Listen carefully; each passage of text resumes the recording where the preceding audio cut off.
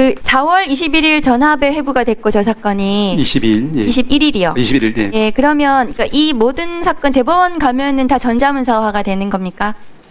그 예. 6만 페이지가요? 예, 요즘에는 이제 그 형사 기록 전자사본화를 그러니까 그게 전부 다 전자문서가 예. 되고 그러면 이 전자문서 6만 페이지, 7만 페이지를 대법관들이 다 봤다고요? 그렇게 스캔해 간 것으로 지금 확인이 되고 있는 것 같습니다. 그러니까 다 봤다는 말씀이신데 예. 전합 2월 21일 날 전합 회부되기 전에도 봤다는 말씀이신가요? 저는 이 다수 의견 이제 그 페이지에 나와 있는 그 문건이 접수되는 대로 질체 없이 읽어보고 또 숙지에 따르는 이런 부분을 아니요. 다수 의견에 따른 보충 의견에는 보충 어떻게 의견. 되어 있냐면은요. 그 이 대법관들은 문서를 읽어봤다. 답변서, 의견서가 접수되는 대로 상고 이유서, 제출 문서를 읽어봤다. 뭐 이렇게만 돼 있습니다. 그러니까 그리고 이 보충 의견을 쓴 대법관들은 소부에 있는 대법관들이 포함되어 있어요. 그래서 제가 서면으로 질의하겠습니다. 대법원에. 대법관별로 개별적으로 언제 이 전자문서를 언제부터 언제까지 제대로 읽었는지를 답변해 주셔야 돼요. 허위로 답변하시면은 안 된다는 건 알고 계실 겁니다. 이 기록을 제대로 보고 판결을 하신 건지 아니면 대법원이 사실상 소부 말고 전합을 하더라도 기록을 안 보고 제출된 문서만으로 판결을 하시는 경우도 있는 것인지 제가 그게 궁금하거든요. 사실은. 그렇지는 않습니다. 전부 다 보신다는 것이죠. 기록을. 아까 말씀드린 바와 같이 해당 주심법관, 대법관 그리고 이제 다른 대법관들께서 이제 이번에 나타난 바와 같이 이제 그 기록에 대해서 이제 그런데 그러면 21일부터 24일 날 합의가 된 거예요. 그럼 합의가 됐으면 의견을 낸 겁니다. 대법관들이. 그렇지 않습니까? 합의가 되면 당연히 의견이 그렇죠. 필요합니다. 24일 날 의견을 내신 거예요. 대법관들이. 21일 날 전합에 회부가 되고 4일 만에 의견을 내신 겁니다. 기록을 보고 4일 만에 기록을 보고 의견을 내신 거예요. 6만 7만 페이지를 보시고요. 저는 그렇게 봅니다. 그것이 가능한가? 물리적으로. 가능한가? 제가 그것은 불가능하다고 생각이 듭니다. 그래서 제가 이 기록을 안 보고 판결을 하시는 거라면 대법원의 이 판결에 대해서 국민들이 신뢰할 수 있는가? 개인들이 판결을 받을 거란 말이죠. 대법원에 대해서. 그런데 판결문에 보면 이렇게 되어 있어요. 이 사건은 대법원이 원심과 1심 중에 둘 중에 하나를 선택하면 충분한 사건이다. 이런 표현도 있습니다. 둘 중에 하나 선택하신 것 같아요. 기록을 제대로 안 보시고요. 제가 보기엔 그렇습니다. 그리고 판결문에 마치 그 엘고 사건을 넣으셨는데 엘고 사건은 당해 대선입니다. 이 사건은 지난 대선이에요. 왜 이런 판결을 하셨는지 모르겠는데 대법원에서 이 판결에 대해서 책임을 지셔야 됩니다.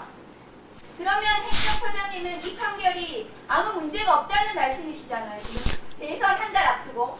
아까 말씀드린 바와 같이 모든 판결은 이제 비판과 비평의 대상은 될 수 있습니다. 판결하시겠네요. 그러면 행정처장님. 모든 법관들, 대법관도 포함해서 각자 책임하에 최선을 다해서 기록을 선거 앞두고 이렇게 계속해서 판결하시면 안 되는 겁니다. 선거에 영향을 미치는 겁니다. 대법원이 국민의 선택을 침해하시는 겁니다. 정치 판결을 하시는 겁니다. 네, 정리해 주십시오. 사법부 독립을 무너뜨리시는 거라고요. 사장님께서 평소 생각하시는 사법부 독립은 무엇이라고 생각하십니까? 외부의 압력에 흔들리지 않고 헌법과 법률에 따라 양심에 따라 재판하는 것이라고 생각합니다. 예, 그 외부의 압력은 정치 권력으로부터의 독립이라고 저는 생각합니다. 국민으로부터 독립된 것은 아니겠죠. 당연합니다. 그런데 대선을 한 달 앞두고 대법원이 정치에 개입하였다고 의심을 받는 판결이 내려졌습니다.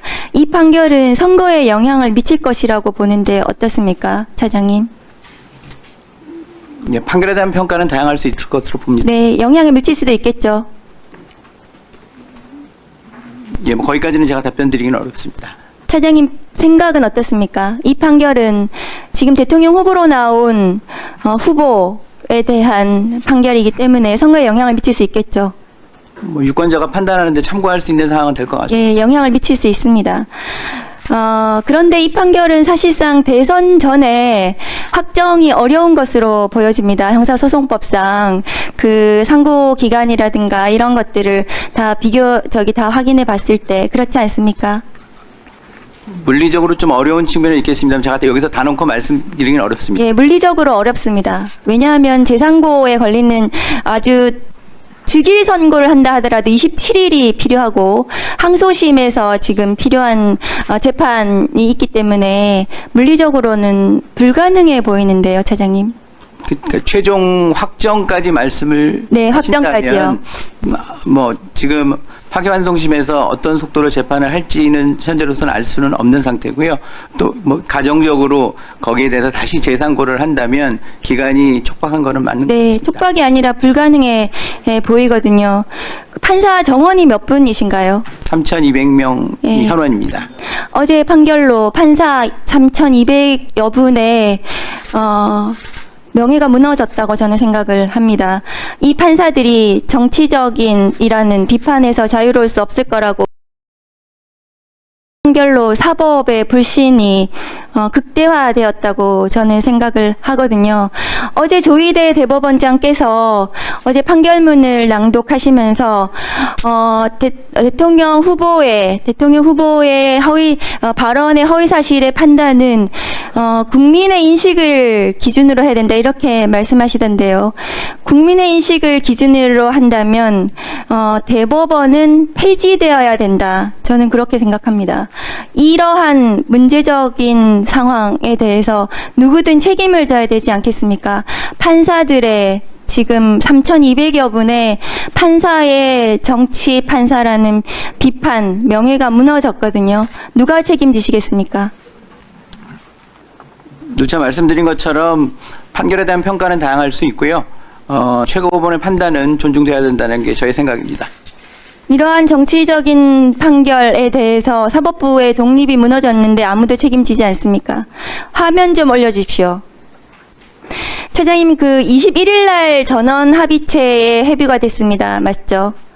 전원합의체에 회부된 시점은 그렇게 네. 되어 있습니다. 그래서 9일 동안 한 것이 아니라 이 대법관들 10분, 12분의 이 기록을 소부에서 심리를 하다가 이 전체의 대법관, 그러니까 소부에 심리하는 대법관 외에 나머지 대법관은 몇 분이십니까?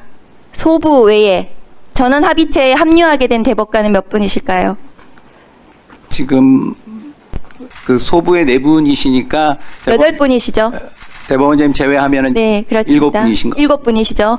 그런데 그러면 이 7분은 21일부터 기록을 본 겁니다. 왜냐하면은 소부에서 전원 합의체 회부가 21일이기 때문에요.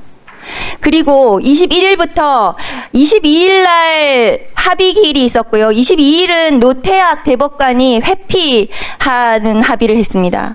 그렇죠. 제가 대법관님들의 합의 과정은 알 수는 없습니다만 언론 지금 보도에는 그렇습니다. 판결문의 그 보충 의견에서 설치를 한 대법관님들의 의견 내용을 보게 되면 항소 이유서와 답변서 의견서가 접수되는 대로 지체 없이 제출 문서를 읽었다라고 되어 있는 것으로 봐서는 그와 같이 문서가 접수되는 대로 검토하지 않으셨나 이렇게 생각하고 있습니다. 글쎄요, 소부에서 심리하다가 전합으로 올라간 시간이 21일이고 22일은 합의, 노태학 대법관의 회피를 위한 합의를 했기 때문에 실제로 이 대법관들이 이 기록을 이 사건을 검토한 시간은 21일 이후부터 24일까지, 그러니까 24일 날 두 번째 합의에서 합의가 됐다는 거거든요. 그래서 이 판결이 나온 거 아니겠습니까? 그때 다수 의견이 합의가 형성이 됐기 때문에 이 선고가 났고, 그렇다면은 이 판결, 이 기록을, 이 6만 페이지, 7만 페이지를 본 시간은 제가 보기에는 21일부터 24일 이 사이에 기록을 보고 자신의 의견을 결정한 것으로 저는 보여집니다. 그것은 불가능합니다. 그래서 이 사건이 날림 재판이라고 말씀을 드린 겁니다. 화면 올려주세요. 법원행정처 자료에 따르면 21대 총선 직후 선거법 위반으로 기소돼서 국회의원들의 상고심 선고까지 걸린 시간이 평균 119일입니다. 그러나 이재명 대표에 대한 상고심은 불과 36일에 해당합니다. 이러한 633의 원칙은 사실은 당선자를 기준으로 하는 것입니다. 왜냐하면은 공직에 당선되어서 장기간 재판을 받으면 그 지위가 혼란스럽기 때문에 빨리 재판을 해서 그 지위를 확정시켜 주려는 것이지, 낙선자에 대해서 633의 원칙을 지켜야 된다, 이렇게 하는 것은 맞지가 않습니다. 그럼에도 불구하고 이 사건이 633 원칙도 제대로 지키지 않고 이재명 대표에 대해서만 다른 후보자들, 총선에서 다른 사람들하고는 달리 졸속으로 36일 만에 재판이 완성이 됐습니다. 그리고 이 대통령 선거에서 당선된 대통령, 윤석열 대통령에 대해서는 형사소출을 할 수가 없는데도 그 상대방인 후보에 대해서만, 낙선자에 대해서만 633을 계속해서 고집했던 것은 윤석열 친구 판사 3,200명을 이끌고 정치 네.